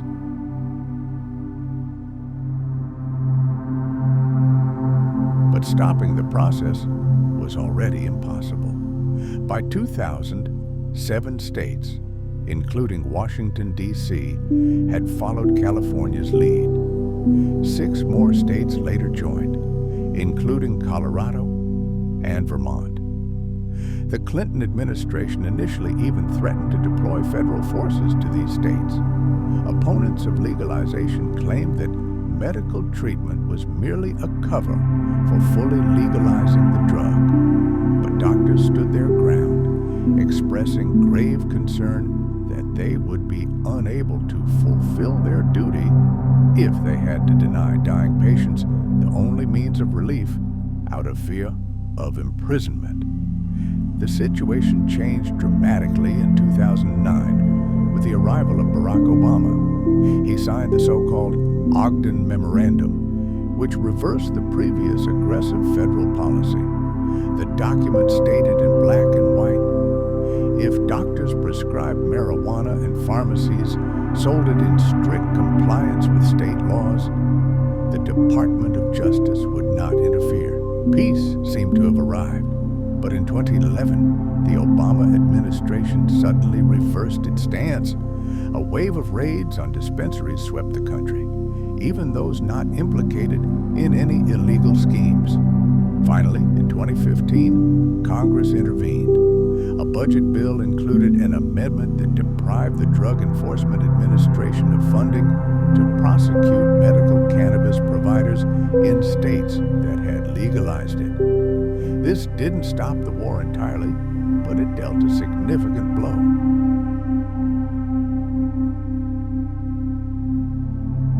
Today, medical marijuana is legal in most states, and the federal government is increasingly interfering in regional affairs. But there was another battle, one that began back in the 1970s. The Schaefer Commission, which concluded that the penalties stipulated by the 1970 law were excessively harsh, was created. However, White House archives from that time revealed that the Nixon administration was obsessed with suppressing the counterculture movement of the 1960s. Marijuana smoking became firmly associated with hippies, protests, and anti-war sentiment. Richard Nixon perceived this as a direct threat to national security, sincerely believing that the spread of cannabis would lead to the complete disintegration of American society. In private conversations, he even accused Jewish psychiatrists of conspiring to hook the nation on the drug. Seeking a compromise that could reconcile the warring factions, a special commission presented the Nixon administration with a series of balanced proposals.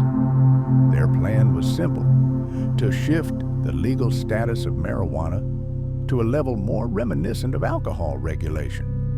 However, at one of those pivotal moments in history, Nixon decisively rejected these recommendations. This move, in essence, signaled to individual states that the initiative would now have to come from them. Many eyes were turned to California, considered a prime candidate to pioneer cannabis legalization. Indeed, a bold attempt was made in 1972.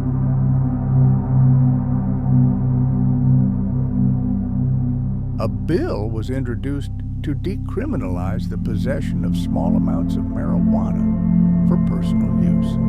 But the initiative was defeated, and then, quite unexpectedly in 1973, Oregon entered the picture. It was Oregon that took the historic step of upgrading marijuana possession from a felony to a civil infraction. What did this mean in practice?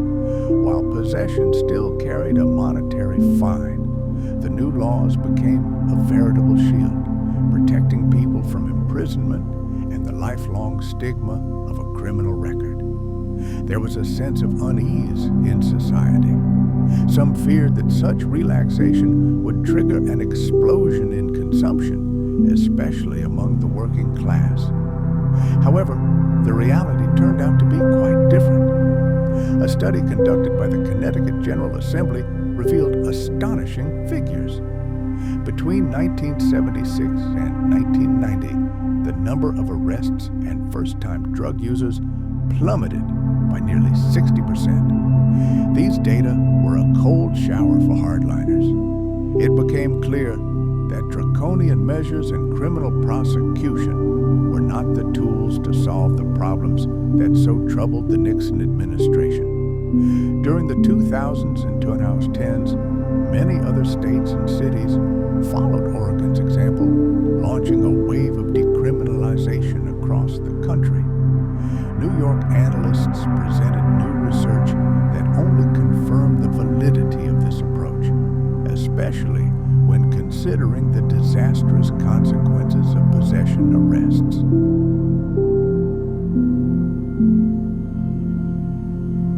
The official New York State website stated in black and white, "A marijuana conviction is a scar that remains with a person forever." This dark mark on a person's biography could ultimately ruin any chances of getting a good job, renting a home, and even accessing financial opportunities. As noted in an article in The Atlantic, marijuana was used by people from all walks of life, from the richest to the poorest. But here's the paradox. It was those from the poorest backgrounds who most often face the harshest sentences. A criminal record acquired in youth became an insurmountable barrier to a better life, forever blocking social advancement. The issue of personal responsibility was certainly a hotly debated topic, but the cold statistics were inexorable. Prison bars were not the solution, and it was precisely this realization that prompted many states to move toward full legalization in recent years. Marijuana was once a symbol of rebellion, a banner of counterculture that evoked fear and apprehension among the establishment. Today, it is increasingly perceived as a common consumer product. And the main question on the agenda is different. Is full legalization excessive? A new, powerful movement in this direction gained momentum in 2012. That year marked a turning point when the states of Washington and Colorado decided to fully legalize it.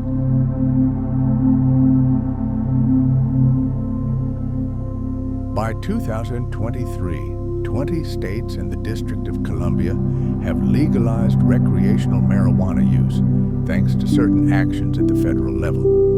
The forbidden fruit was rapidly becoming a part of everyday life. Even iconic figures like Elon Musk no longer hid their use. Federal authorities had always been far more tolerant of the medical use of marijuana. The logic was clear. Most patients were terminally ill, and their suffering outweighed any risks. However, it's important to understand, decriminalization and legalization are two completely different processes. Imagine the difference. Decriminalization is when local authorities simply turn a blind eye to possession. It's an unspoken truce.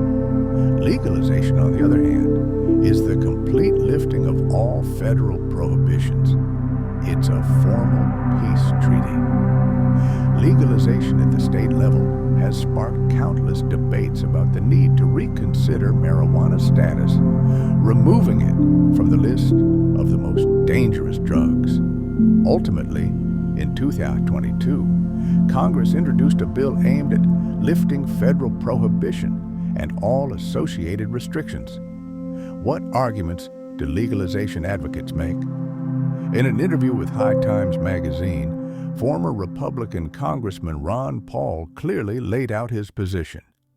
He argued that legalization is the best choice both in terms of public policy and personal freedoms.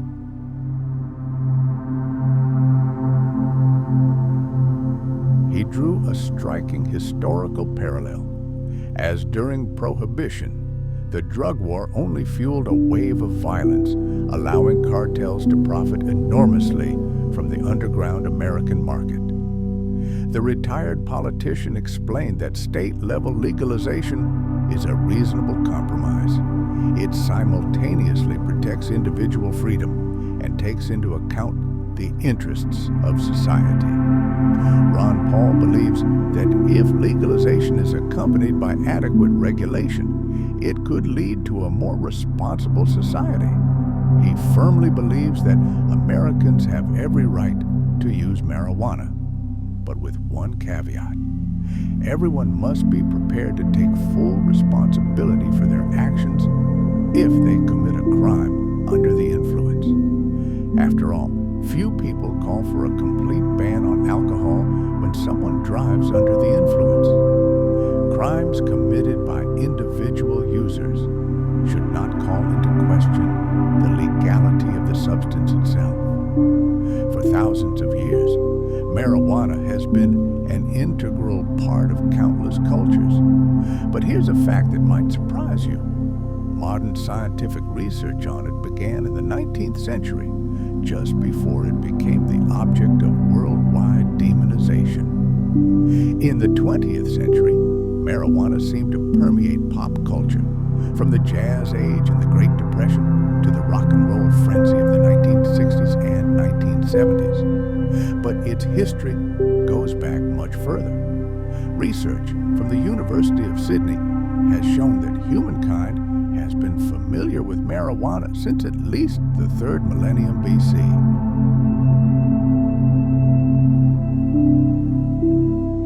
From Asia, it reached ancient Greece and Rome, where it was prized as a medicine. The great Roman writer and naturalist Pliny the Elder described it as a panacea, capable of curing a multitude of ailments. It was used to treat joint pain, gout, and digestive disorders. Moreover, it was used to care for animals and treat ear infections. However, as modern historians note, Western attitudes toward marijuana began to change after its condemnation by Pope Innocent VIII in the 15th century. But as a report by the British House of Lords notes, interest in the plant resurfaced in the 19th century. By the early Victorian era, an Irish physician was poised to revolutionize British medicine by proposing the widespread use of marijuana. This man's name was William O'Shaughnessy. Born in the 19th century, he studied medicine at prestigious universities. But after completing his studies, he encountered bureaucracy. He was unable to obtain a license to practice medicine in London. Undeterred, he founded his own laboratory and became famous for his work analyzing the blood of plague victims. Modern scientists believe his research played a key role in understanding the nature of this terrible disease. By the 1830s, fate had brought him to Calcutta, where he served as a surgeon for the East India Company.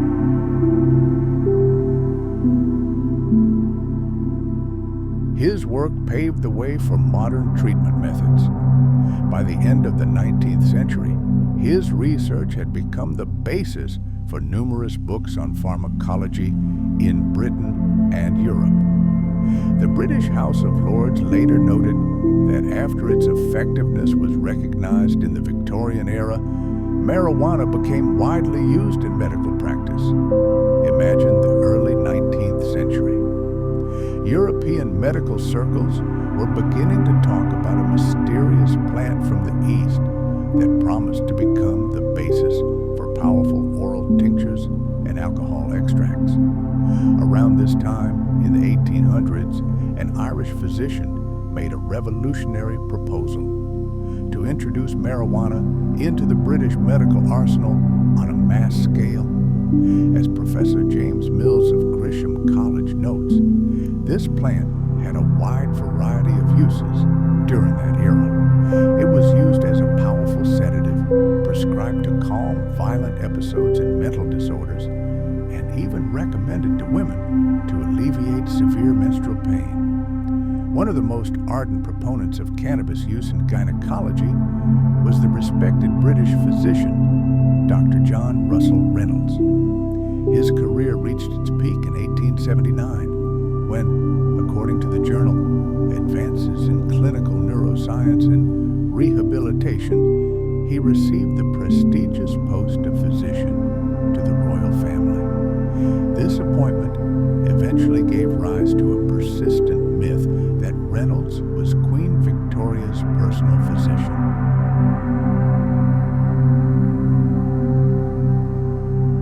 The book, Women in Cannabis Medicine, Science, and Sociology, even explicitly states that during Reynolds' tenure, the Queen regularly took marijuana-based preparations to manage her periodic pain.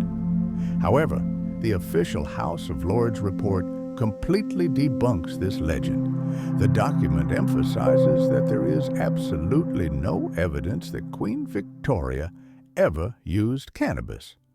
Moreover, by the time Reynolds assumed his duties at court, the monarch was already 60 years old.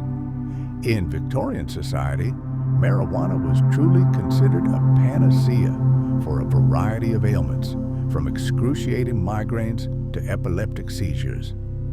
But there was one major problem. Its effects were completely unpredictable. Synthetic pharmacology was just beginning to take its first steps in the late 19th century, and scientists would not isolate the plant's key active components until 1964. That's when Israeli chemist Raphael Mechoulam succeeded in isolating THC, the psychoactive cannabinoid that produces euphoria in humans.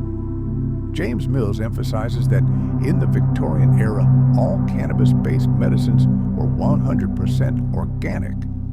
This meant that the THC content in each new batch of raw materials could vary dramatically. Doctors were operating virtually blind. Predicting how effective a medicine would be and what side effects it would cause was nearly impossible.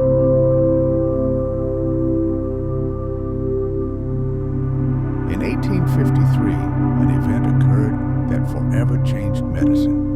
Scottish physician Alexander Wood invented the modern hypodermic needle, opening up entirely new horizons for drug administration. However, this invention proved useless for marijuana.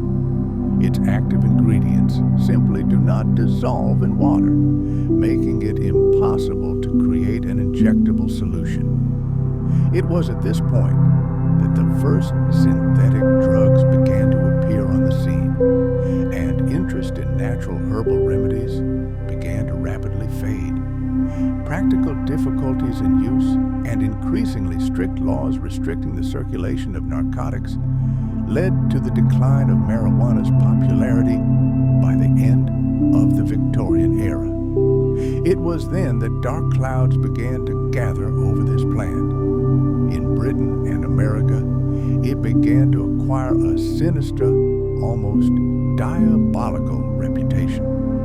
According to James Mills, the Alabama newspaper Zanier sounded the alarm, reporting on the rise in marijuana sales and its horrific consequences for society. And in 1891, a scathing article was published about patients in mental hospitals in British India. It claimed that ganja, a form of cannabis, had a far more destructive effect on the human mind than even opium. Such sweeping statements could not go unnoticed. They reached the British House of Commons and aroused particular interest among politicians who were actively campaigning against the opium trade.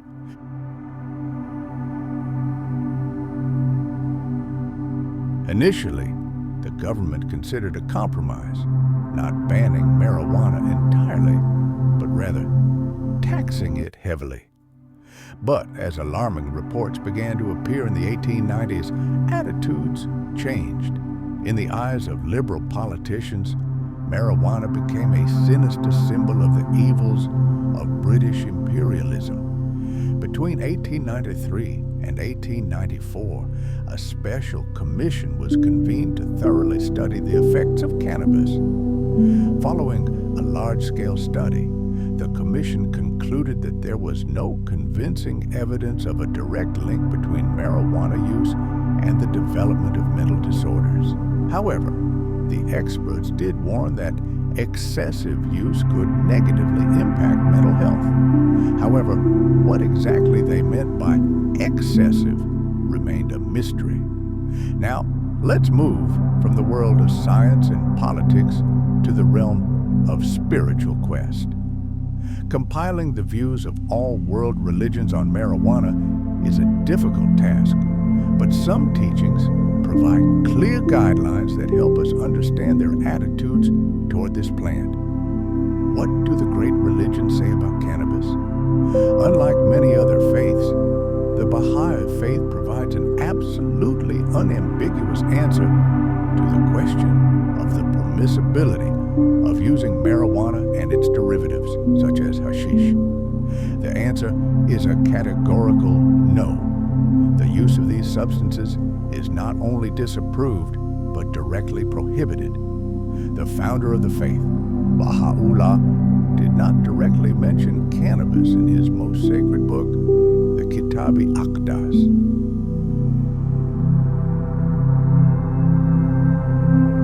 However, he unequivocally condemned drugs like opium and any other substances that cause apathy, lethargy, and dependence. The overwhelming majority of Baha'i followers believe that this condemnation fully applies to marijuana. His successor, Abdul-Baha, held the same position and expressed it even more harshly, calling hashish the most harmful of all intoxicants. This quote, I believe, contains profound meaning. Abdul-Baha also taught that smoking hashish forces a person to battle their own inner demons. For Baha'i followers, there is no doubt marijuana use is incompatible with a righteous spiritual life. Shoghi Effendi, an authoritative leader of the faith, bluntly stated that this plant is not for those seeking the path to enlightenment. Both Abdul-Baha and Effendi considered hashish a prohibited narcotic, placing it on a par with substances such as ecstasy or LSD. In the Baha'i teachings, there is only one exception to this total prohibition: when marijuana is prescribed by a qualified physician for medical purposes. This means that followers of the faith may resort to medical marijuana. However, its recreational use is absolutely and unequivocally prohibited. Now let's turn to Catholicism, where for centuries the attitude toward this plant has been difficult to determine. The Catholic Bible never directly mentions marijuana or similar substances.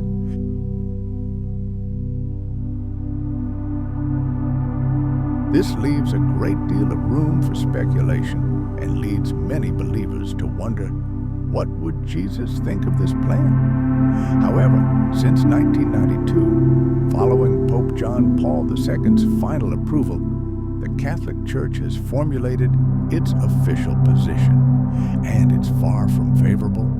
According to Article 2291 of the Catechism, the use of any drug is considered a grave sin, and Catholics are obligated to abstain from them. This statement undoubtedly applies to marijuana. The only caveat is cases of therapeutic use. Here, however, theological debate begins. Some theologians, such as Jesuit priest Peter Ryan of the Sacred Heart Major Seminary in Detroit, believe that medical marijuana prescribed by a doctor falls squarely within this exception. However, not everyone agrees.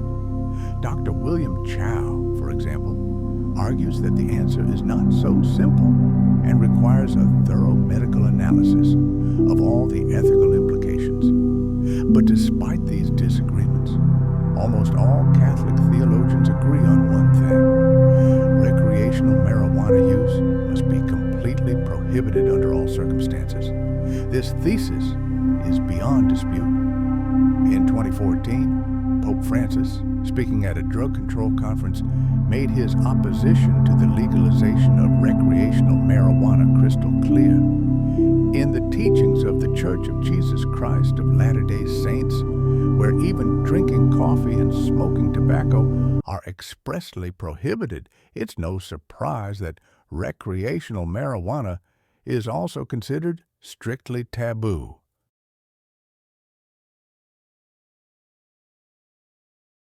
Smoking marijuana is considered a direct violation of the Word of Wisdom, the health and dietary code that underpins the lives of many followers of this church. The situation with medical marijuana is much more complex. Official church guidelines state that its use is permitted, but only with a doctor's prescription. However, the church's public statements on this issue are less clear. In 2018, the Church of Jesus Christ of Latter-day Saints reaffirmed its general support for the concept of medical marijuana, but urged its members to vote against a specific legislative proposal on the ballot. The church believed the proposal itself was overly broad and could have negative consequences. However, when Utah finally passed a medical marijuana law in 2018, the church played an active role in drafting the final legislation. Therefore, it would be incorrect to claim that the church unconditionally supports the use of medical cannabis. At the same time, it does not oppose the idea itself, unlike recreational use, for which no exceptions are made. Finally, let's turn to Hinduism, one of the world's oldest religions. Unlike many other faiths, Hindu sacred texts not only mention marijuana, but also describe its uses in detail, including for ritual purposes. Throughout history, this plant has occupied an important, almost sacred place in Hindu culture. According to the Atharva Veda, one of the oldest texts, cannabis was revered as a sacred plant.